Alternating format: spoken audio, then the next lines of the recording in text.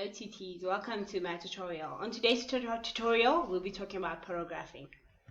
Paragraphing is basically the way in which your sentences are put together in writing.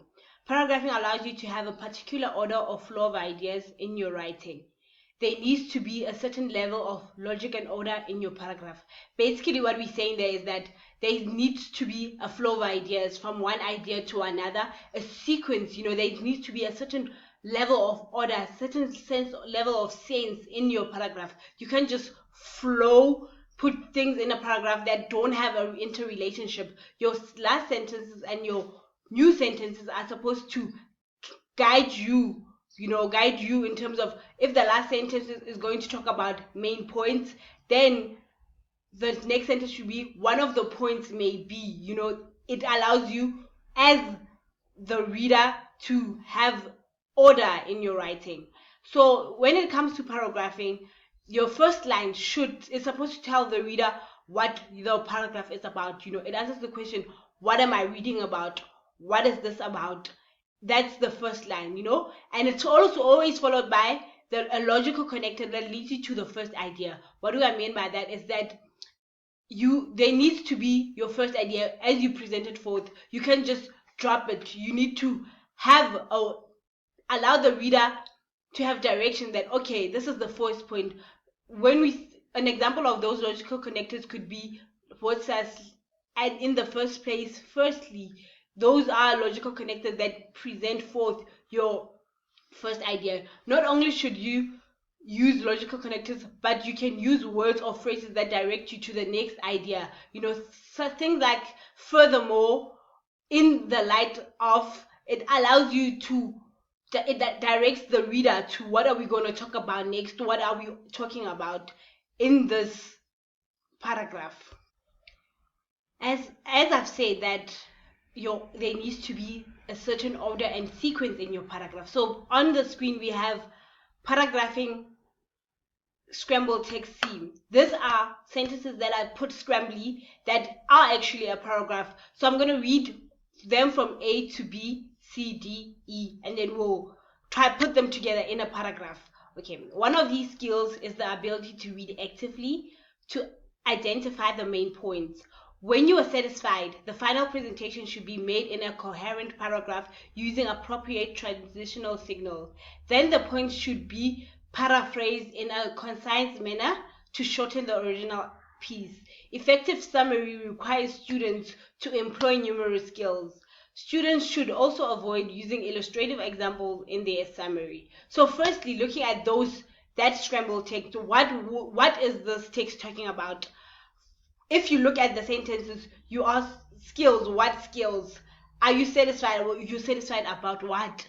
The main point, then the point, that is that telling us what the paragraph is about? No. Effective summary writing requires students to employ numerous skills. That could be a way to start a paragraph, because what are we going to talk about? We're going to talk about effective summary skills. So which sentence do we put first? It's sentence D.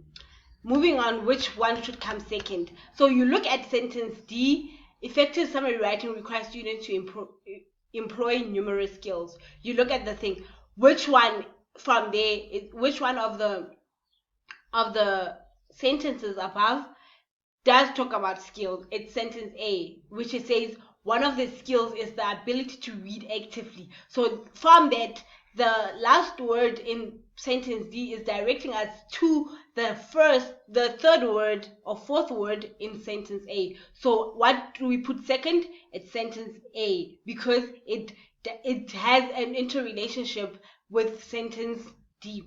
Moving forward, we go to one of the skills is the ability to read actively to identify the main points. Now you look at the remaining three sentences, which is B, C, and E. Which one talks about main points? C, then the points should be paraphrased. Okay, sentence A is talking about the main points.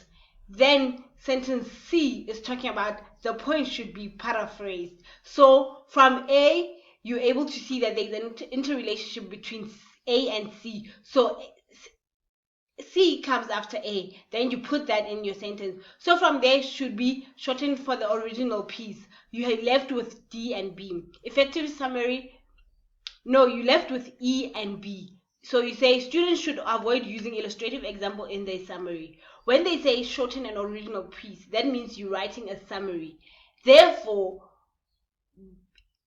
E comes after C because you are shortening a writing, and sentence E talks about the summary. And then you move forth to B, which is the remaining one, which says when you're satisfied, the final presentation. Logical connector word final kind of gives you an idea that this is the final idea in the in the in the paragraph. So let's read it in the order in which we put it. We said the first one is going to be D, the second one is going to be A, the third one is going to be C, the fourth one is going to be E, and the fifth one is going to be A. So moving forth, we're going to talk about coherence and cohesion. Still building up on paragraphing. Coherence and cohesion is the sense in that comes in a paragraph, the order and the sequence of a paragraph. This is the transition from one idea to another. In terms of writing paragraphs in an essay, one has to make sure that there is logic and order, and that paragraphs have some sort of linkage to one another. Basically, when we talk about coherence and cohesion, is a way in which your paragraphs are put together in writing.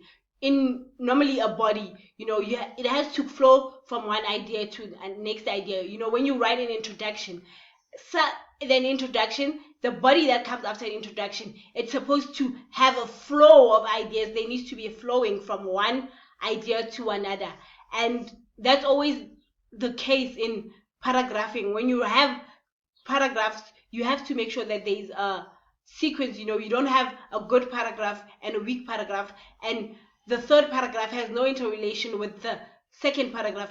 All paragraphs needs to be talking about a certain logic. There has to be certain logic, certain flow of ideas from one paragraph to another. It has to flow from one paragraph to another. So before us, we have 4 different paragraphs that are also scrambled, like the previous activity, where we have scrambled 4 different paragraphs that could be put in writing. So I'm going to let you guys do this on your own. You have to put the correct order in terms of the paragraph.